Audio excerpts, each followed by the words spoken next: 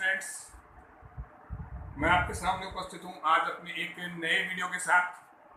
पिछले वीडियो में जो हम पढ़ रहे थे, मैंने आपको बताया था कि 12th क्लास के लिए और कई सारे टॉपिक जो बहुत ही महत्वपूर्ण हैं, उन्हीं टॉपिक्स की श्रृंखला में सीरीज में हम बढ़ते हुए आगे और आज एक नए टॉपिक के बारे में बात कर रहे हैं।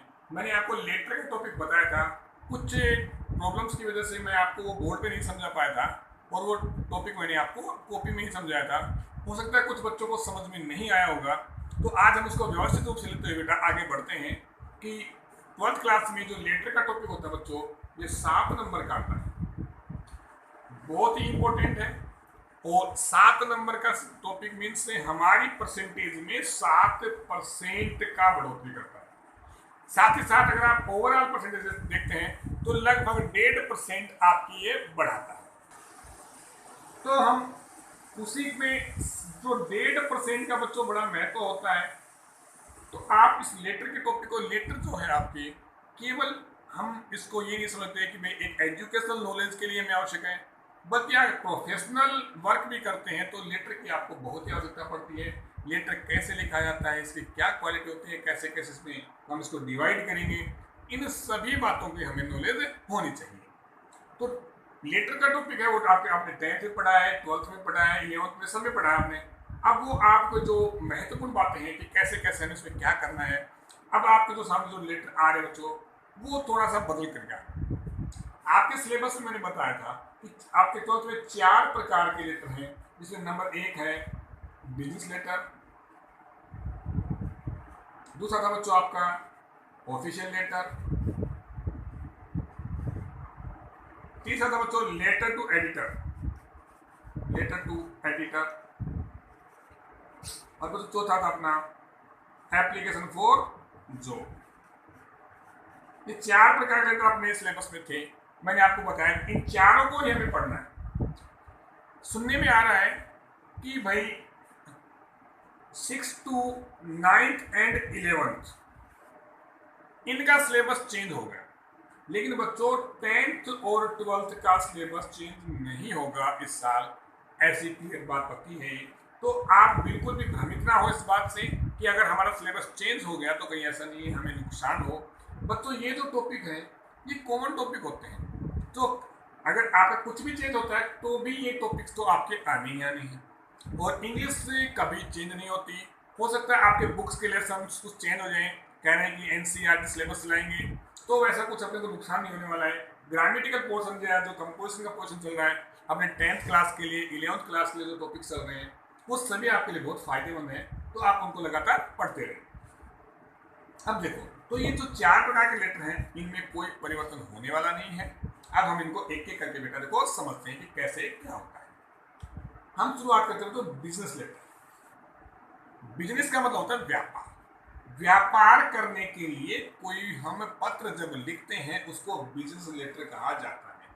व्यापार का मतलब होता है एक व्यक्ति सामान देता है, दूसरा खरीदता है, और उन दोनों के बीच में जो सामान का लेन देन के लिए जो कुछ कम्युनिकेशन होता है वो बच्चों पत्रों के माध्यम से होगा।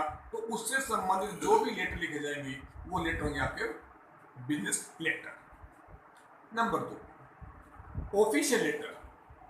ऑफिशियल लेटर वो होते हैं जिनमें वही बातें हैं लेकिन ये ऑफिस लेवल की है। बिजनेस में हमें पैसे देके और फिर काम करना है, जबकि ऑफिशियल लेटर में बच्चों ऐसा नहीं होता है। इनके क्रम तो सेम वही है जो मैं आपको बताऊंगा आगे। फिर आता है बच्चों letter to editor. Letter to editor वो लेटर होता है, एडिटर में होता है बच्चों संपादक। हमारे पास जो भी खबर आती है वो सभी खबर किसके माध्यम से आती है, अखबारों में जो भी आती है वो एडिट करके और एडिटर के माध्यम से आती है, संपादक के माध्यम से आती है। वो संपादक को जो पत्र लिखे जाते हैं बच्चों, उसमें 3 प्रकार के इश्यू मुख्य रूप से होते हैं। अपने क्षेत्रीय हो सकते हैं, लोकल जिनको बोलते हैं, फिर बच्चों उसके बाद अपना दूसरा हो सकता है नेशनल, और तीसरा बच्चों अपना इंटरनेशनल।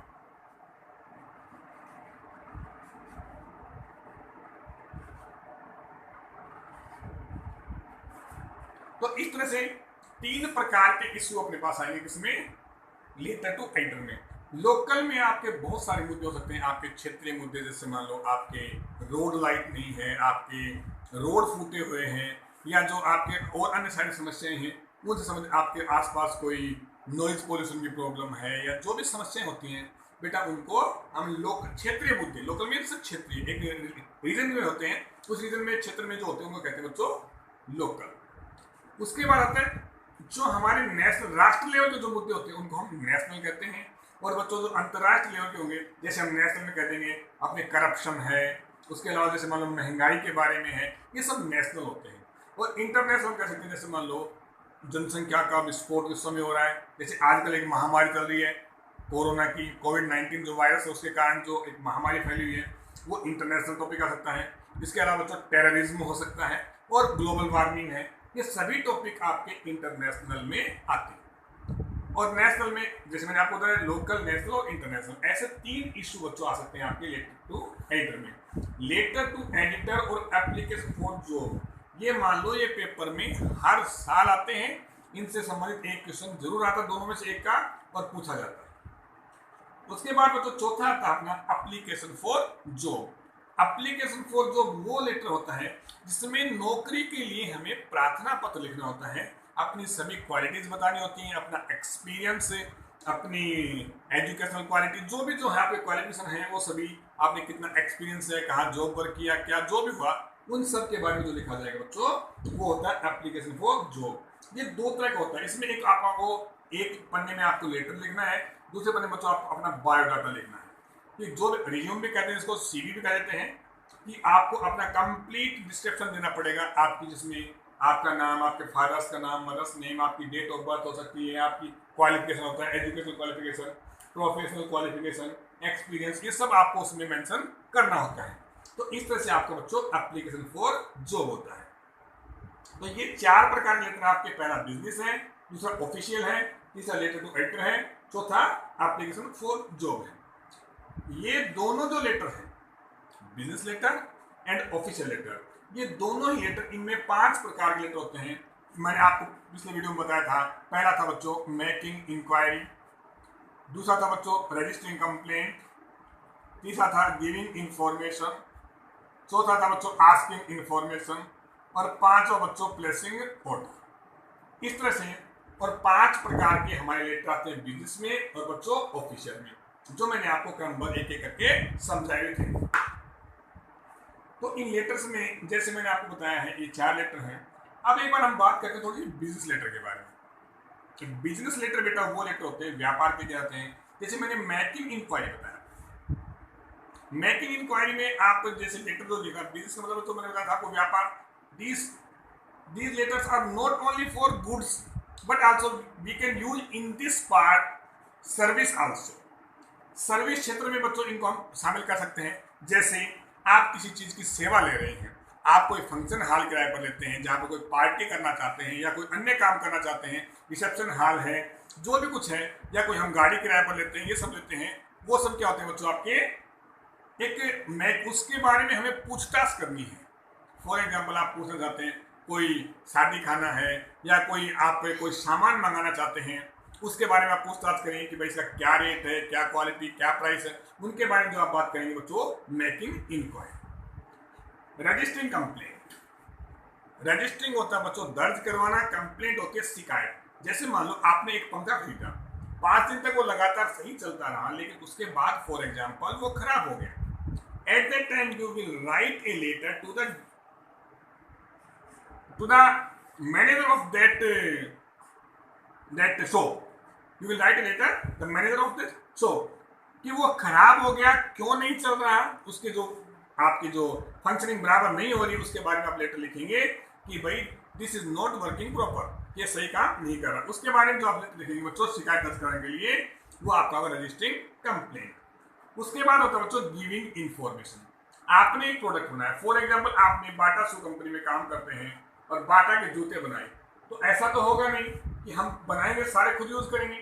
अब हम इनको क्या करेंगे, अपने जो ये कोई बच्चों अपना बाटा शू कंपनी का मालिक है, अपने ये जूतों को और इन लोगों को बेचता है, तो इन लोगों को जो बेचेगा, तो इनको बेचने के लिए इनको ये जो खबर देगा, सूचना देगा, that will call giving information.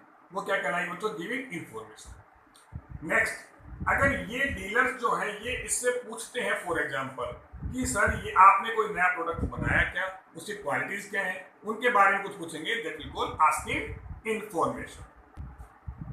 तो आज अब देखो उसके बाद आता है बच्चों आपका आस्किंग इन्फॉर्मेशन हो गया, गिविंग इन्फॉर्मेशन। Placing order.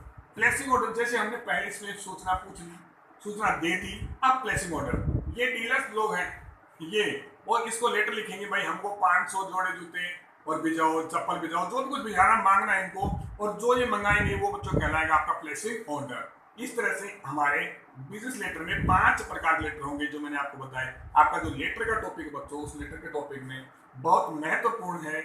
हमारे लेटर 4 प्रकार के हैं, business, official, letter to editor, application for job. तो 4 प्रकार के लेटर बन गए। इन चारों मैंने आपको बताया बिजनेस में ये 5 प्रकार के, making enquiry, registering complaint, giving information, asking information और बच्चों प्लेसिंग ऑर्डर। और सेम यही है बच्चों ऑफिशियल में। इसके बाद आते हैं, मैंने आपको बताया था लेटर टू एडिटर में 3 प्रकार के हैं, लोकल, नेशनल, इंटरनेशनल। और बच्चों फिर चौथा अपना आता है एप्लीकेशन फॉर जॉब, जिसमें मैंने आपको बताया था कि आपको एक रेज्यूम, सीवी या बायोडाटा जो बोलते हैं आप बोल सकते हैं, उसके अकॉर्डिंग आपको एक लेटर लिखना पड़ेगा नौकरी के लिए। उसमें आपको अपनी सारी क्वालिटीज, एजुकेशनल, प्रोफेशनल जो भी एक्सपीरियंस वगैरह है सभी आपको मेंशन करके देना होगा। इस प्रकार से हमारे ये जो लेटर के 4 प्रकार हैं मैंने आपको बता दिए हैं। मैं सोचता हूँ सबको समझ में आ गया होगा। इनको ध्यान से समझें, वीडियो को बार बार देखें, सब्सक्राइब करें। चैनल को सब्सक्राइब नहीं कर रहे हैं बच्चे, चैनल को सब्सक्राइब करें। कुछ से प्रॉब्लम्स के कारण मैं वीडियो रेगुलर नहीं डाल पाया था, उसके लिए sorry for that. Now I will try regular. मैं अब रेगुलर कोशिश करूंगा। और आप क्या करें बच्चों, किसी भी हाल में अपनी कक्षाओं को अवॉइड ना करें, रेगुलर पढ़ें। और जो भी डाउट हो कमेंट बॉक्स में मुझे लिखकर जरूर बताएं। बच्चे कमेंट नहीं करते हैं, इसका मतलब ये तो नहीं है कि सब कुछ ही समझ में आ रहा है।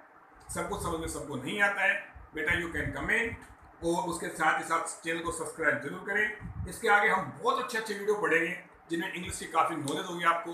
एक एक करके मैं सारे आपको बताऊंगा। तो आप मुझे कमेंट करें, चैनल को सब्सक्राइब करें। Thank you, have a nice day.